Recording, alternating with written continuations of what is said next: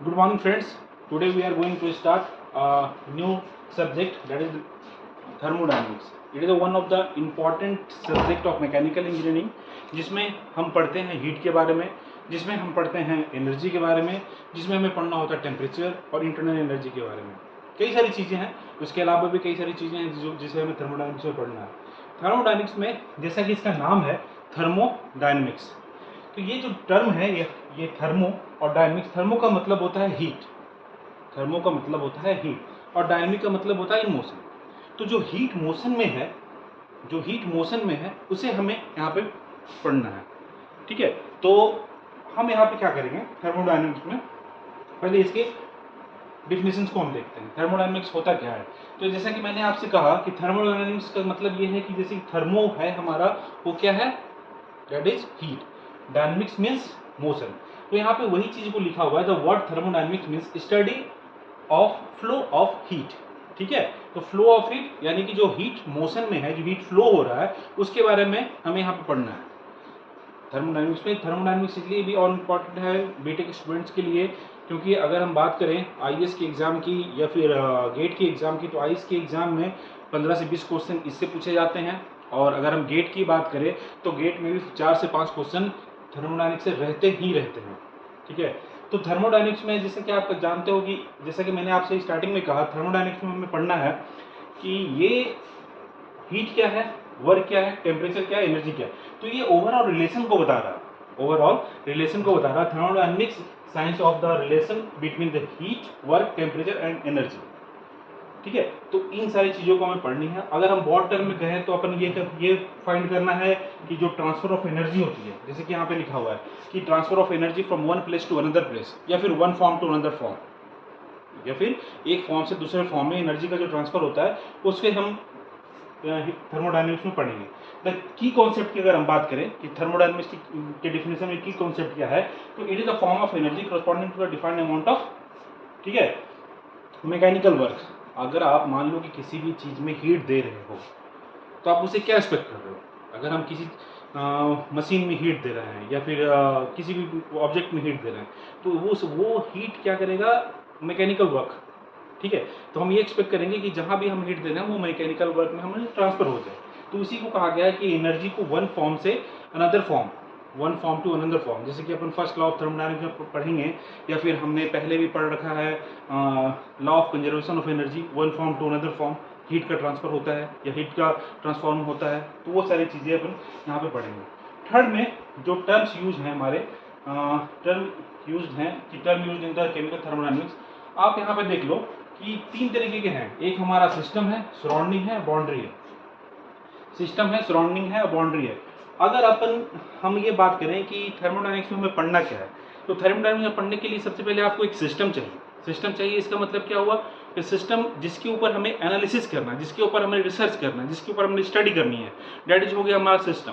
अब वो सिस्टम को तो हम खुले छोड़ नहीं सकते हैं, तो उसे हमने क्या किया कि एक बाउंड्री से उसे एक लेयर दे दिया हमने और कहा ये बाउंड्री. बाउंड्री के बाहर जो भी है वो सराउंडिंग्स है, बाउंड्री के बाहर जो भी है सराउंडिंग्स है. तो हमारी जो स्टडी होगी वो सिस्टम में होगी, सिस्टम में होगी, और हम ये कहेंगे दिस इज द बाउंड्री और दिस इज सराउंडिंग. ओके, तो यहाँ पे जैसे डिफिनेशन में लिखा है कि जो मैटर है हमारा, ये जो अंदर का जो मैटर है ये हमारा सिस्टम हो गया. जो सराउंडिंग और सिस्टम को, जो सराउंडिंग और सिस्टम को एक दूसरे से अलग करे वो हमारा क्या है, बाउंड्री. और जो बाउंड्री के बाहर का जो पोर्शन है दैट इज सराउंडिंग्स. ठीक है, जो भी इनवर्स बोल लो, सराउंडिंग्स बोल लो, ये सारी चीजें हैं. ठीक है, नेक्स्ट स्लाइड भी चलेंगे. नेक्स्ट स्लाइड में हमें पढ़ना है टाइप्स ऑफ सिस्टम. अभी हमने क्या कहा, अभी हमने ये पढ़ा कि सिस्टम के बारे में, मतलब थर्मोडायनेमिक्स में हमें जो पढ़ना है वो सिस्टम के अंदर की चीज़ें पढ़नी है. जैसे कि हमने कहा ना कि ये बाउंड्री है, ये सिस्टम है, और ये हमारा सराउंडिंग्स है, इनवर्स है. तो अब सिस्टम के अंदर हम आ गए, तो सिस्टम हमें 3 प्रकार के होते हैं. 3 types of system, there is 3 types of system. First one is isolated system, second one is close system, and third one is open system. जैसा कि इसका नाम है, जैसा कि इसका नाम है आइसोलेटेड सिस्टम, जैसे कि आप इसको आप सिंपली गेस कर सकते हो कि आइसोलेटेड सिस्टम मतलब क्या हुआ, ओपन सिस्टम मतलब क्या हुआ, क्लोज सिस्टम मतलब क्या हुआ. थोड़ा सा आप, अगर आपने डिफिनेशन नहीं भी पता है तो आप इनके नाम से इनको आप आइडेंटिफाई कर सकते हो कि ये हमारा आइसोलेटेड है, ये हमारा ओपन है, ये हमारा क्लोज है. लेकिन हम इसकी डिफिनेशन को पढ़ते हैं. चलिए डिफिनेशन है क्या इसका, ठीक है, इसकी डेफिनेशन है क्या? तो इसकी डेफिनेशन है आइसोलेटेड सिस्टम। देखिए आइसोलेटेड सिस्टम में ये एक ड्राइंग दिखाई गई है आपको, और ये कहा गया है this is the isolated system, this is the isolated system. Isolated system में आपके पास यहाँ पे ये जो है ये this is the energy, this is the energy, this is the, ठीक है, मैटर। आप एनर्जी और मैटर की बात देखते हो, मान लो कोई एक सिस्टम है तो जिससे एनर्जी भी बाहर नहीं आ रहा और उससे उसके मास, जो भी सिस्टम का मास है या मैटर है, वो भी आपस में एक्सचेंज नहीं हो रहे हैं, ना अंदर से बाहर जा रहा, ना अंदर बाहर से अंदर आ रहा। एनर्जी के साथ भी वही है आइसोलेटेड सिस्टम में। जैसे कि इसका बेस्ट एग्जांपल अगर आप हम देख लें तो जो हमारा थर्मोफ्लास्क होता है, ठीक है, थर्मोफ्लास्क कहने का मतलब क्या है, जिसके अंदर अपन चाय रखते हैं, मिल्क, दूध रखते हैं गर्म, इस हिसाब से कि उसमें गर्म रहे। तो वो क्या होता है कि आपके जो सराउंडिंग के साथ है, सराउंडिंग के साथ जो हीट का ट्रांसफर होगा वो उसे रोक देता है, ठीक है, वो इसे रोक देता है। तो आपने कहा कि एनर्जी का ट्रांसफर हुआ ही नहीं हमारा, ठीक है, चाय गर्म है तो गर्म ही रहेगी, ठंडी है तो ठंडी रहेगी, कुछ समय तक रहेगी, ठीक है, उसका भी कुछ लिमिटेशन होता है। हर चीज़ मतलब 100% हमने कोई सिस्टम लिया तो दैट इज नॉट 100% आइसोलेटेड, ठीक है, उसकी भी एक लिमिटेशन है। तो उसके बाद वो चीज़ें ठंडी, अगर गर्म है तो ठंडी होंगी, ठंडी है तो गर्म होंगी, ठीक है। तो this is the isolated system, जहाँ पे हीट का, एनर्जी का एक्सचेंज ना हो और जहाँ पे मास का एक्सचेंज ना हो, दैट इज आइसोलेटेड सिस्टम।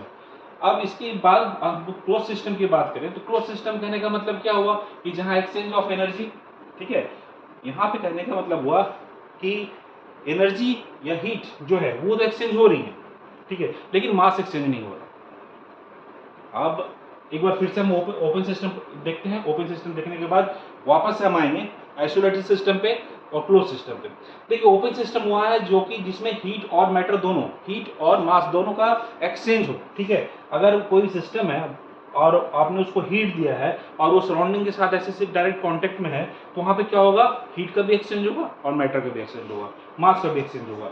तो अगर हम तीनों को बारी बारी से हम वापस से समझने की कोशिश करें तो आइसोलेटेड सिस्टम कहने का मतलब जहां पे मास और मैटर एनर्जी दोनों का एक्सचेंज ना हो, ठीक है। अगर अपन क्लोज सिस्टम की बात करें तो जहां मास का एक्सचेंज ना हो, मैटर का एक्सचेंज ना हो, energy can be exchange, energy can be exchange, that is a close system. Open system की बात करें तो ओपन सिस्टम में क्या होता है, ओपन सिस्टम कहने का मतलब ये हो गया कि जहां पे मास का भी और एनर्जी का भी एक्सचेंज अगर हो रहा है तो दैट इज ओपन सिस्टम, ठीक है। तो ये तीनों डायग्राम है, आइसोलेटेड सिस्टम का डायग्राम हमने ड्रॉ कर रखा है एक रफली कि दिस इज आइसोलेटेड सिस्टम। तो आपके जब एग्जाम में पूछे जाएंगे तो आप इस तरीके की कोशिश करो कि विथ डिफिनेशन, जब आप डिफाइन करते हो चीज़ों को तो साथ में आप वहाँ पे कुछ एक डायग्राम भी ड्रॉ करें जिससे कि यहीं से क्लियर हो जाए कि आपने कितनी कॉन्सेप्ट क्लियर है या नहीं है, ठीक है। तो this is the close system और ओपन सिस्टम। इनके बाद अगर हम बात करें तो हमारे पास जो है वो पढ़ने के लिए जो नेक्स्ट टॉपिक है हमारा वो होमोजीनियस सिस्टम और हेट्रोजीनियस सिस्टम। होमोजीनियस सिस्टम कहने का मतलब क्या हो गया, कोई भी चीज अगर होमोजीनियस है तो इसका मतलब ये है कि homogeneous thermodynamic system is defined as the one whose chemical composition and the physical properties are same all the part of the system। मान लीजिए कि जैसे कि सिस्टम के अंदर हमने कोई पार्ट लिया है, कुछ लिया है हमने, ठीक है, तो हर एक पॉइंट पे, जितने भी हर एक पॉइंट पे उसकी जो फिजिकल प्रॉपर्टी है, ठीक है, जैसे फिजिकल प्रॉपर्टी लिखा है are the same, composition same, मान लो केमिकल कंपोजिशन जो है वो सेम होनी चाहिए और फिजिकल प्रॉपर्टी सेम होनी चाहिए।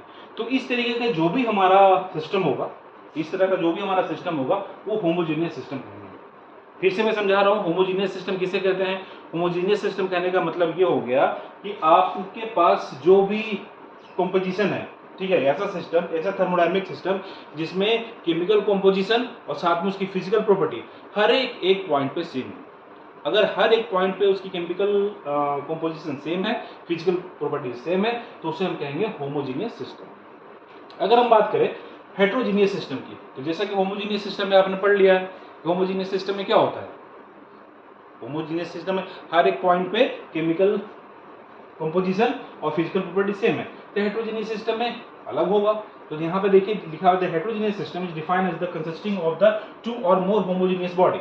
मतलब अगर हमने सिस्टम में दो या दो से ज्यादा कम से कम 2 तो होने ही चाहिए, 2 या 2 से ज़्यादा होमोजीनियस सिस्टम को डाल दिया, होमोजीनियस को मिक्स कर दिया, आपस में मिला दिया, तो हमारा क्या सिस्टम हो गया, हेट्रोजीनियस सिस्टम। बात आई समझ में? बात कहने का मतलब होमोजीनियस सिस्टम और हेट्रोजीनियस सिस्टम में डिफरेंस क्या है? तो डिफरेंस ये है कि होमोजीनियस सिस्टम में हमारा कॉम्पोजिशन, केमिकल कॉम्पोजिशन और साथ में फिजिकल प्रॉपर्टी सेम होते हैं हर एक पार्ट पे, हर एक पॉइंट पे, ठीक है। जबकि अपन बात करें इसकी हेट्रोजीनियस सिस्टम की, तो हेट्रोजीनियस सिस्टम में क्या होता है कि अगर आपने 2 होमोजीनियस सिस्टम को मिला दिया या 2 से ज़्यादा, तो हम कहेंगे, मिलाने की बात क्या है, अगर आप मान लो कि हमारे पास कुछ ऐसा कॉम्पोजिशन है या फिर ऐसा कोई सिस्टम है जहाँ पे उसकी ये जो है केमिकल कॉम्पोजिशन सेम नहीं है, ठीक है। अगर हम कहें कि उसकी केमिकल कॉम्पोजिशन सेम नहीं है, उसकी फिजिकल प्रॉपर्टी सेम नहीं है, तो इस तरह के सिस्टम को अपन क्या कहेंगे, हेट्रोजीनियस सिस्टम। क्या कहेंगे, हेट्रोजीनियस सिस्टम। अब physical property of the system, हमारा जो प्रॉपर्टीज है थर्मोडायनेमिक्स में, हम उस पर आ गए, बेसिक से हमने स्टार्ट किया। व्हाट इज थर्मोडायनेमिक्स, ये हमने देखा कि टाइप्स ऑफ सिस्टम, सराउंडिंग, बाउंड्रिंग क्या होते हैं, ठीक है। उसके बाद हम सिस्टम के अंदर गए, सिस्टम के अंदर हमने कहा कि there are 3 types of system, isolated system, close system, open system, ठीक है। अब सिस्टम जब हमने सिलेक्ट कर लिया, तो सिस्टम भी हमने कहा कि सिस्टम भी 2 तरीके के, एक होमोजीनियस सिस्टम और एक हेट्रोजीनियस सिस्टम। होमोजीनियस सिस्टम जो भी हमने पीछे पढ़ा है। अब अपन आते हैं physical properties of the system. तो हमारे पास फिजिकल प्रॉपर्टीज ऑफ सिस्टम क्या है, इंटेंसिव प्रॉपर्टी ऑफ अ और वेरिएबल्स, ठीक है, और एक्सटेंसिव प्रॉपर्टी। इंटेंसिव प्रॉपर्टी कहने का मतलब है property those value do not depends on the material present in the system, ठीक है। जैसे कि एग्जांपल में आपने लिया temperature, pressure, viscosity, surface tension. इसका मतलब क्या हुआ, इंटेंसिव प्रॉपर्टी का ये मतलब ये होगा कि अगर मोटी मोटी भाषा में बात करें तो इंटेंसिव प्रॉपर्टी जो कि डिपेंड नहीं करता है मटेरियल प्रेजेंट, कितना मटेरियल प्रेजेंट है, ठीक है। जैसे कि मान लो कि आपने वाटर लिया, ठीक है, आपने वाटर लिया और उसको गर्म कर रहे हो, तो चाहे वो 100 ग्राम ml करो, ठीक है, या फिर 1 लीटर ऑफ वाटर गर्म करो, या फिर आप एक पूरी टैंक आप उसको हीट करो, जो उसकी बॉइलिंग टेम्परेचर है, जो उसकी उबलने की स्थिति है, जब वो बॉइल करेगा तो वो 100 डिग्री सेंटीग्रेड ही रहेगा, ठीक है। तो इंटेंसिव प्रॉपर्टी पे कहेंगे कि उसके मास पे, उसके मटेरियल पे डिपेंड ना करे, ठीक है। तो इस तरीके की प्रॉपर्टी को हम कहेंगे, क्या कहेंगे, इंटेंसिव प्रॉपर्टी, ठीक है। ये वेरिएबल जो कि हमारा हो गया। एग्जांपल की अगर हम बात करें तो हमारे पास टेम्परेचर है, प्रेशर है, विस्कोसिटी है, सरफेस टेंशन, और भी है, बस हमने ये एग्जांपल रखे हैं जिसे आपको समझने में आसान हो। तो intensive property, extensive property just इसका उल्टा, इंटेंसिव का उल्टा एक्सटेंसिव। जिस तरह से होमोजीनियस और हेट्रोजीनियस दोनों अपोजिट थे, वही हम यहाँ पे कहेंगे इंटेंसिव और एक्सटेंसिव। इंटेंसिव में हमने पढ़ लिया कि जो मास और मटेरियल पर डिपेंड नहीं करता है, वो हमारा इंटेंसिव हो गया। तो एक्सटेंसिव का मतलब क्या हो गया कि चीज़ों उस पर डिपेंड करता है, किस पर डिपेंड कर रहा, मास या फिर मटेरियल।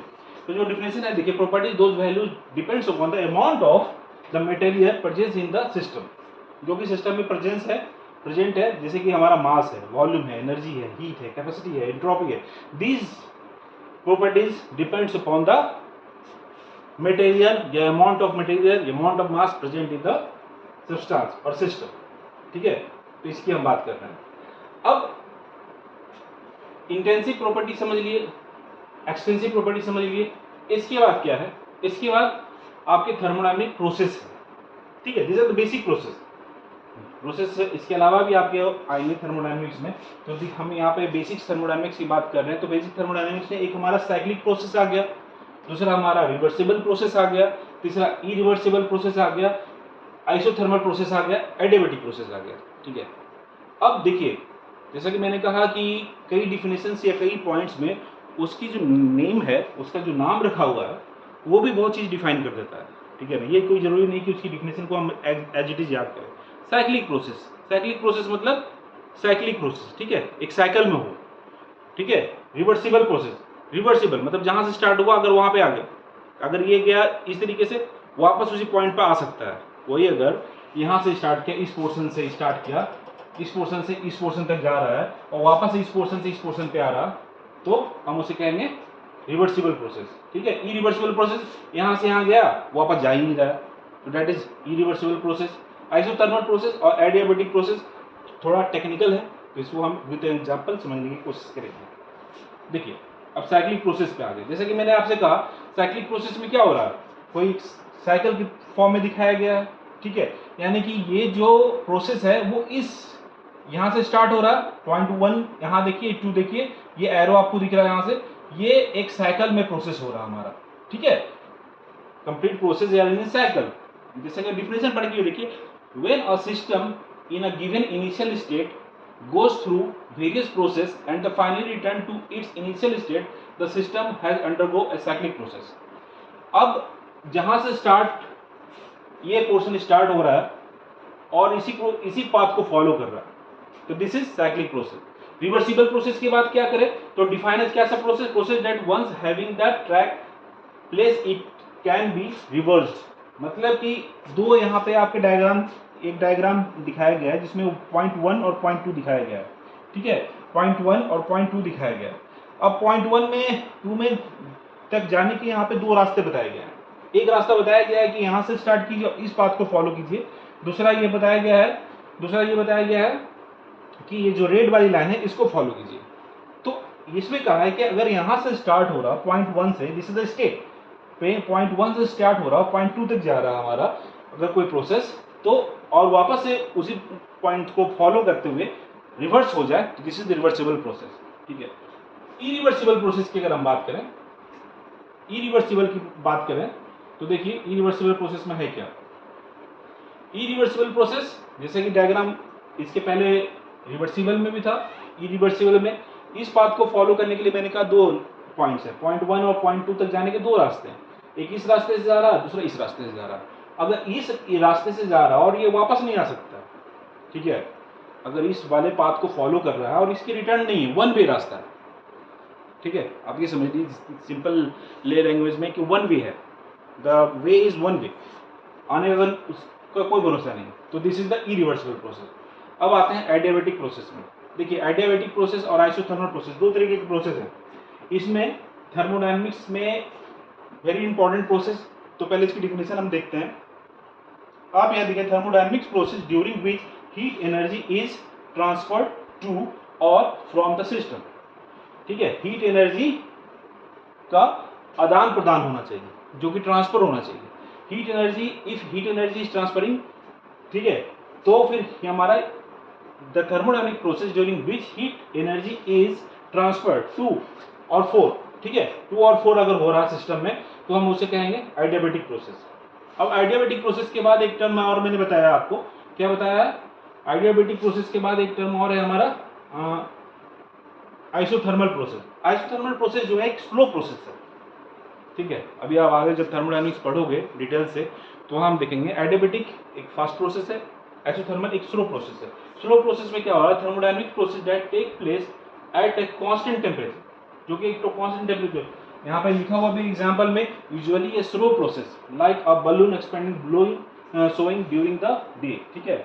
आप एक ये स्लो प्रोसेस है, एक प्रोसेस, ये यहाँ पे देखिए, ये जो टेबल आपको दिख रहे हैं यहाँ पे दो टर्म लिया गया है, एक हमारा वॉल्यूम लिया गया है, दूसरा हमारा प्रेशर लिया गया है, उसके बीच में एक थर्मोडायनेमिक प्रोसेस दिखाया गया है। इसके नीचे का जो एरिया अंडर द कर्व है उसे हम कहेंगे वर्क डन, उसे क्या कहेंगे, वर्क डन। अब आइसोथर्मल प्रोसेस में ये जो प्रोसेस है जहाँ पे टेम्परेचर सेम कांस्टेंट है, आप टेम्परेचर जहाँ कांस्टेंट है तो उसे हम कहेंगे adiabatic process, sorry isothermal process, ठीक है। और एडियाबेटिक प्रोसेस में जहाँ पे हमारा हीट एक्सचेंज ना हो रहा, ठीक है। अब हमारे जो नेक्स्ट टर्म है उस पर आते हैं, नेक्स्ट स्लाइड पे। हमारा रिवर्सिबल इरिवर्सिबल हो गया, आइसोथर्मल हो लिया, इसके बाद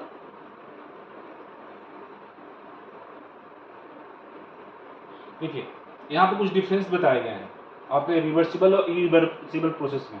तो मैंने एक छोटा सा एग्जांपल देकर आपको बताया था, जो एक डायग्राम ड्रॉ करके, कि अगर एक वन वे पाथ है, अगर पाथ जो है वन वे है तो उसे हम कहेंगे क्या, उसे हम कहेंगे इरिवर्सिबल प्रोसेस। अगर वो जा रहा वापस आ रहा तो दैट इज रिवर्सिबल प्रोसेस। तो वही यहाँ पे reversible process can be made to proceed to forward and backward direction, forward and backward, forward and backward.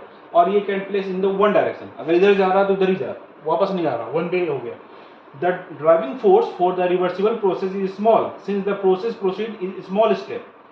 जो हमारा ड्राइविंग फोर्स है वो हमारा स्मॉल है, ठीक है. और इसमें क्या होगा, driving force required process is the irreversible process, ठीक है. अब इसके बाद ये डिफिनेशंस है, ये डिफरेंस है, तो इसे हम पढ़ लेंगे. एग्जाम के पॉइंट ऑफ व्यू से पूछे जाते हैं आपके, ठीक है. एग्जाम के पॉइंट ऑफ व्यू से हमारा ये पूछा जाता है. अब स्टेट फंक्शन और पाथ फंक्शन, ये क्या है, थर्मोडायनेमिक्स में चीज़ों को डिफाइन किया गया है. कुछ चीज़ें जो हैं वो पॉइंट टू पॉइंट मूव करते हैं, ठीक है. जैसे कि अभी मैं उसको समझाऊंगा आपको. इंटरनल एनर्जी जो है वो स्टेट फंक्शन है, और जो पाथ फंक्शन की बात करें तो जो पाथ को फॉलो कर रहा है. जैसे कि मान लीजिए कोई एक सिस्टम हो रहा है, कोई एक प्रोसेस है, और वहाँ पे अगर हम इसको समझते हैं, हमारा स्टेट फंक्शन की बात करते हैं, ठीक है. स्टेट फंक्शन की बात करते हैं. अब स्टेट फंक्शन में क्या होता है कि ये इनिशियल पॉइंट और ये पॉइंट, मान लीजिए this is 1 and this is 2, ठीक है. ये दो पॉइंट्स हैं. तो इस स्टेट और इस स्टेट पे, इस पे जाने के कई रास्ते हो सकते हैं, ठीक है. इस पे जाने के ये एक रास्ता हो सकता है, ये एक रास्ता हो सकता है, ये एक रास्ता हो सकता है, कई रास्ते हो सकते हैं. लेकिन स्टेट फंक्शन में ये कहा जा रहा है कि ये पाथ को फॉलो ही नहीं करता, ये पाथ को फॉलो ही नहीं करता. आपने कहा कि ये हमारा इनिशियल पॉइंट है, this is our final point, this is our initial point, this is our final point, तो हम इसी स्टेट पे डिफाइन करेंगे, ठीक है. जबकि पाथ फंक्शन में क्या होता है, जो पाथ फंक्शन है, जैसे कि आपने इसके पहले अभी हम पढ़ रहे थे पीपीटी में, तो पाथ फंक्शन में क्या होता है, इसमें आपने कहा कि this is our initial stage, this is final. एक स्टेट ये है हमारा, दूसरा ये है, और इसको ये पाथ हमने फॉलो किया.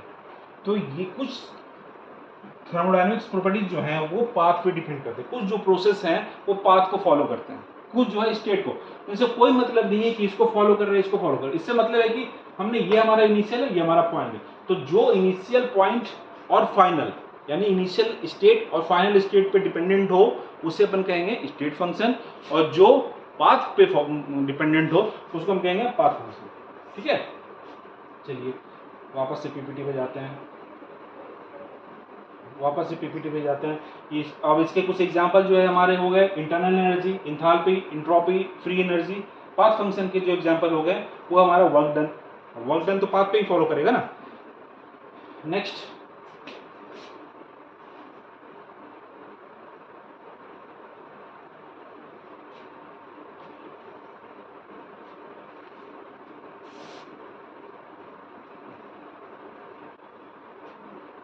Concept of heat and work. Concept of heat and work, अब ये क्या है, व्हाट इज हीट. अगर हम हीट की बात करें, व्हाट इज हीट, अगर टेम्परेचर की बात करें, पहले हम टेम्परेचर की बात कर लेते हैं. What is temperature. तो टेम्परेचर क्या है, the degree of hotness and coldness. अगर मान लीजिए कि आप हीट टेम्परेचर डिफरेंस को महसूस करना चाहते हो, तो आपने क्या किया कि आपने मान लीजिए कि बोर्ड है, इसके ऊपर ही अपना हैंड रख दिया, ठीक है, क्योंकि ये गर्म है. तो हमारी जो बॉडी टेम्परेचर है और इसका जो टेम्परेचर है उसके बीच में जो डिफरेंस है, ठीक है, उसकी जो डिफरेंस है वो आपको जो आपको महसूस हो रहा है, तो दैट इज टेम्परेचर, ठीक है. अब हीट हमारा क्या है, heat is a form of energy. अब वर्क क्या है, अब वर्क हमारा क्या है, हीट. जैसे कि थर्मोडायनेमिक्स में अपन बात करें तो थर्मोडायनेमिक्स के अंदर कई सारे सब्जेक्ट भी आ जाते हैं मैकेनिकल के अंदर. एक हमारा आ जाता है refrigeration, air conditioning, heat and mass transfer, power plant, ठीक है. ये सारे टर्म्स जो हैं वो आ जाते हैं हमारे किसके अंदर, वो आ जाते हैं हमारे हीट एंड वर्क थर्मोडायनेमिक्स के अंदर. तो हीट क्या है, ये फॉर्म ऑफ एनर्जी है, ठीक है. अब जब आप किसी सिस्टम में हीट दे रहे हो, तो हमारा क्या, पहले जब हमने स्टार्ट किया था पढ़ना तो हमने यही तो कहा था कि अगर हम किसी सिस्टम में हीट दे रहे हैं तो हमारा उद्देश्य ये है कि उससे हम कुछ मैकेनिकल वर्क करवा पाएँ, ठीक है. तो आपने यहाँ पे देखिए डिफिनेशन में, heat is defined as the quantity that flow across the boundary as the system during the change in its state by the virtue of the difference in the temperature between the system and the surrounding. ठीक है। System and surrounding के बीच में जो differential, system and surrounding क्या है, हमने इसके जब फर्स्ट या सेकंड स्लाइड में हमने देखा था सिस्टम एंड सराउंडिंग को, वो उसमें क्या कहा था हमने, देखिए उसमें हमने कहा था अगर आप सिस्टम सराउंडिंग की बात करें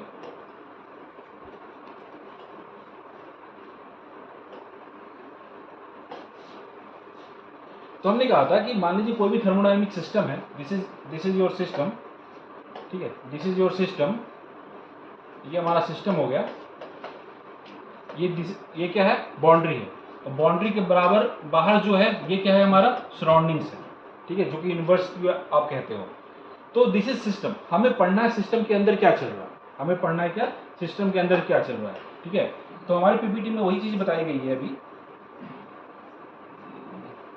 देखिए नेक्स्ट स्लाइड पे चलते हैं।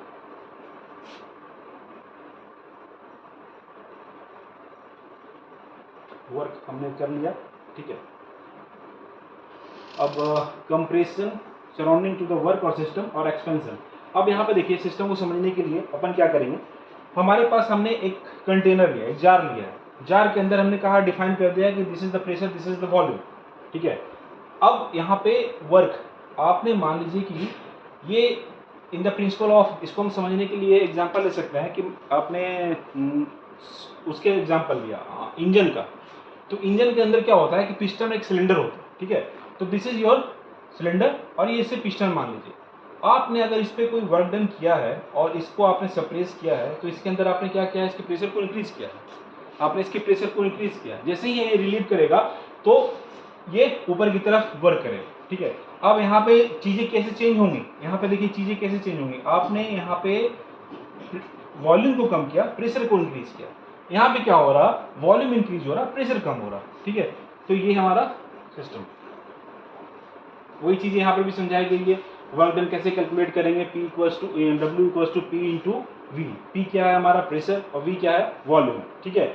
और pressure and the volume very, अगर मान लो कि ये कांस्टेंट है, अगर वेरिएबल है, ठीक है, जैसे कि अपन इंटीग्रेशन में लेते हैं, मैथ्स में हमने पढ़ रखा है इंटीग्रेशन फॉर्म, उसमें क्या है कि वेरिएबल जो चीजें होती है उसको हम इंटीग्रल फॉर्म में सॉल्व करते हैं। तो इंटीग्रल फॉर्म में अगर आप वर्किंग कैलकुलेट करोगे तो उसका जो डिफिनेशन होगा हमारा P इंटू DV होगा, ठीक है। तो ये तो हमारी स्लाइड्स की बात हो गई। अब इसके अलावा अगर हम बात करें कि थर्मोडायनेमिक्स में कुछ लॉज हैं, ठीक है, अगर कुछ लॉज की बात करें तो हमें इसका हम छोटा सा इंट्रोडक्शन लेंगे, बाकी डिटेल में बाद में पढ़ेंगे। तो जो थर्मोडायनेमिक्स लॉ है उस वो जो है zeroth law of thermodynamics, first law of thermodynamics, second law of thermodynamics and third law of thermodynamics.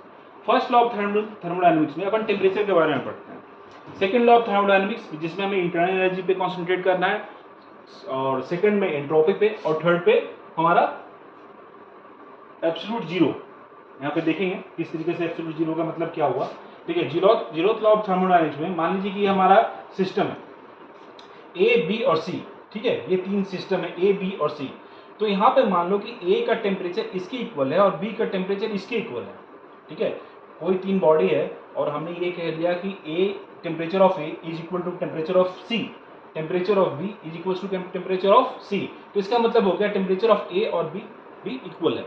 This is the zeroth law of thermodynamics. ये इसी को समझाया गया है आपको विद डेफिनेशन यहाँ पे, ठीक है, डायग्राम में यहाँ पे समझाया गया है, ठीक है। ये देख लीजिए इसका टेम्परेचर इसके इक्वल है, इसका इसके इक्वल है, तो ये दोनों आपस में भी टेम्परेचर इक्वल होंगे, ओके। अब डिफिनेशन में वही कहा गया, इसके अगर दो बॉडी है और वो तीसरे के साथ इक्विलिब्रियम में है तो वो दोनों भी आपस में केमिकल टेम्परेचर इक्वल होगी हमारी। First law of thermodynamics, first law of thermodynamics को अपन कहते हैं कंजर्वेशन ऑफ एनर्जी, जिसमें हम ये समझने की कोशिश करते हैं, पहले भी हमने लोअर क्लास में पढ़ रखा है first law of conservation of energy, जिसमें energy can not be created not be destroyed, it can be transform from one form to another form. उसी चीज़ को समझाया गया है यहाँ पे। आपने देखा कि एनर्जी को न तो हम बना सकते हैं या तो हम बर्बाद कर सकते हैं, बस एक फॉर्म से दूसरे फॉर्म में हम चेंज कर सकते हैं। जैसे कि आपने कहा केमिकल एनर्जी लिया आपने, उसमें फायर आग लगाया, हीट क्रिएट हुआ, हीट से वर्क डन हुआ, तो this is the transfer of energy, ठीक है। अब यहाँ पे फर्स्ट लॉ में कुछ डिफिनेशन दिए गए हैं, जैसे कि जो इंटरनल एनर्जी है हमारा वो हीट और वर्क डन में चेंज हो रहा है। Next, second law of thermodynamics. Second law of thermodynamics में दो स्टेटमेंट दिए गए हैं, एक केल्विन प्लैंक स्टेटमेंट और दूसरा क्लॉसियस स्टेटमेंट। ठीक है, ये भी हम जब सेकेंड लॉ ऑफ थर्मोडायनेमिक्स पढ़ेंगे तो इसमें डिटेल से पढ़ेंगे और इसमें हम ये पढ़ने की कोशिश करेंगे कि हीट इंजन हमारा कैसे काम करता है, रेफ्रिजरेशन कैसे काम करता है, और जो हमारे घर पे एसी लगे हुए हैं वो, ये सब इन पे ही डिपेंडेंट है। ये जो हमारा first second law of thermodynamics है। थर्ड लॉ ऑफ थर्मोडायनेमिक्स जो इसके बाद आएगा उसमें हम बात करेंगे एब्सोल्यूट जीरो के बारे में। ठीक है, यहाँ पे हीट इंजन के बारे में, आप हीट पंप के बारे में देख रहे हो, हीट इंजन के बारे में पढ़ेंगे और रेफ्रिजरेशन के बारे में पढ़ेंगे। थर्ड जो है वो हमारा एब्सोल्यूट जीरो है। तो एब्सोल्यूट जीरो कहने का मतलब हुआ, एब्सोल्यूट जीरो कहने का मतलब ये हुआ कि अगर मान लीजिए कि the third law of thermodynamics state that entropy of a perfect crystal, अगर ये कोई परफेक्ट क्रिस्टल है जिसकी जो टेम्परेचर आपने कहा है कि ये 0 केल्विन है, तो उस स्टेट पे इसकी एंट्रोपी जो है वो 0 होगी। ठीक है, बस इसमें ये कहा गया है। तो आज के लिए इतना ही, और नेक्स्ट लेक्चर में मिलते हैं। Thank you.